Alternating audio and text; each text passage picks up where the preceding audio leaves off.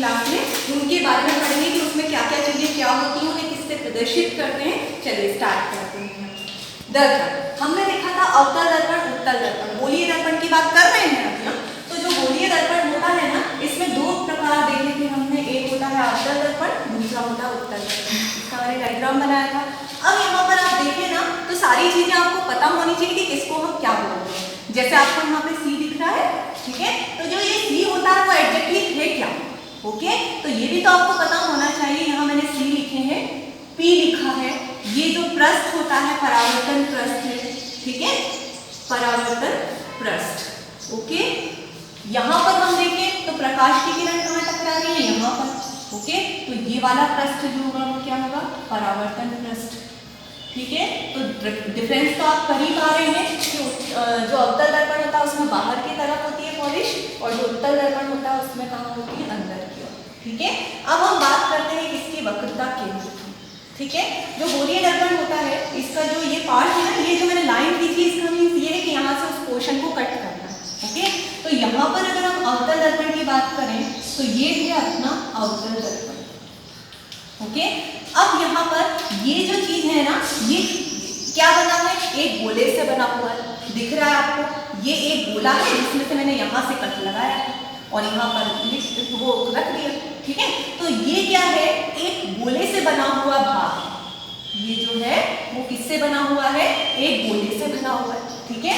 अब उस गोले का कोई ना कोई केंद्र तो होगा, ठीक है, जो ये सेंटर होगा ना इस पूरे गोले का, जिससे उस भाग को कट करके मैंने यहाँ रखा है, उस सेंटर वाले भाग को हम वक्रता केंद्र कहते हैं, उसे हम क्या बोलते हैं, वक्रता केंद्र। सपोज दैट वो सी जो है वो यहाँ पर है, ठीक है, ये गोले का जो केंद्र होता है, ये अगर हम इसका एक गोला बना लें तो उसका जो बीच वाला भाग होगा केंद्र वाला, उसको हम वक्रता केंद्र कहेंगे, ओके। तो ये चीज समझ में आ गई, और इसे काय से प्रदर्शित किया जाता है, सी, यानी ये जो गोला है उसका सेंटर क्या होगा, वो सी होगा, ठीक है।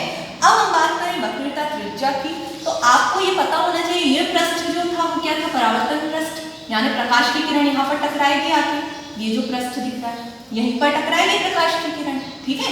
तो यहाँ पर जो ये परावर्तन पृष्ठ मैंने कट करके यहाँ पर रखा है, यहाँ से निकाल के यहाँ पर रखा है, तो ये जो परावर्तन पृष्ठ होता है ना, उसका मध्य भाग, उसका जो मध्य भाग होता है ना, उसको ध्रुव बोलते हैं, ध्रुव और पोल भी बोला जाता है, उसे पी से प्रदर्शित करते हैं। कैसे, यहाँ पर आपको लिखा है पी, यानी परावर्तक पृष्ठ का बीच वाला भाग, परावर्तक पृष्ठ का बीच वाला भाग ध्रुव कहलाता है, ओके। डेफिनेशन भी बोली जाए तो आप ये लिखेंगे, परावर्तक पृष्ठ होता है ना, ये जो लाइन खींची गई है कट करके आपको उसे यहाँ पर रखना है, तो उसका जो सेंटर वाला भाग होगा ना वो ध्रुव कहलाता है, ठीक है।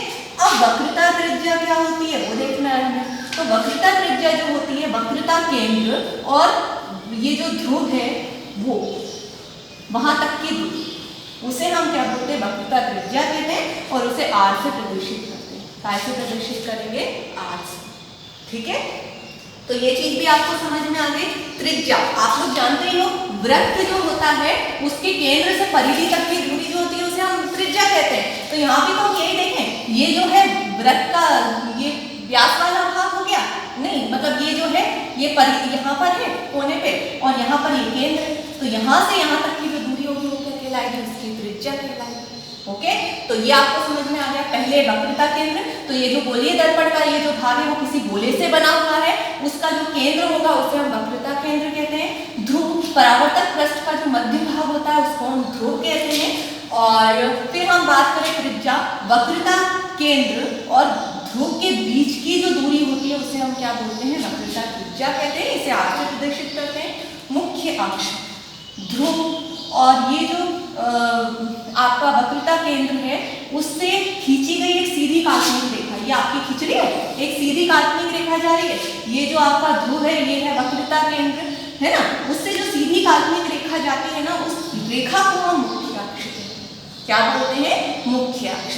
तो ये डेफिनेशंस के थ्रू आपको ये चीजें तो समझ में आ गई कि किसको क्या बोला जाता है, वक्रता केंद्र किसे कहते हैं, ध्रुव कहते हैं, किसे कहते हैं। अब बात है मुख्य फोकस की। जो मेन है आप इस चीज को जरूर समझ लीजिएगा कि फोकस क्या होता है, ये चीजें तो आपको आ गई समझ में।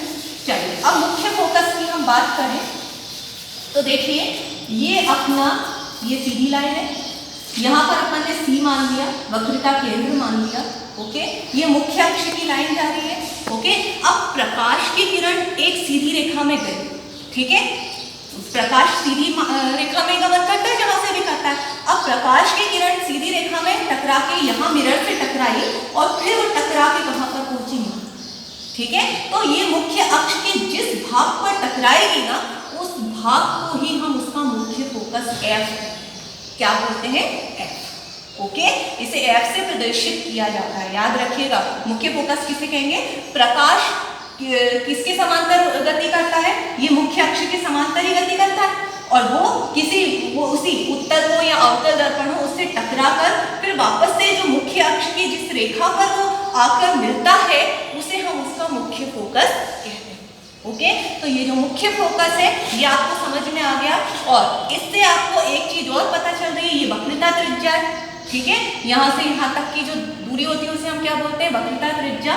तो ये जो वक्रता त्रिज्या होती है ना, उसका ये जो फोकस होता है वो आधा होता है, दिख रहा है, यहाँ से यहाँ तक ये आधा है किसका, वक्रता त्रिज्या का। त्रिज्या हम क्या बोलते हैं, आर से प्रदर्शित करते हैं, और आर का आधा क्या होता है, मुख्य फोकस। ओके, तो यहाँ आपको दिख रहा है ये वक्रता त्रिज्या है, उसका आधा है आपका फोकस, ठीक है। इससे हम आगे चल के डेरिवेशन सॉल्व करेंगे, तो ये चीज आपको पता होनी चाहिए कि जो वक्रता त्रिज्या होती है वो फोकस जो होता है उसका आधा होता है, ठीक है। तो ये चीजें हैं आपको समझ में आ जाएंगी, तो आप आगे की डेरिवेशन आसानी से कर पाएंगे। ठीक है।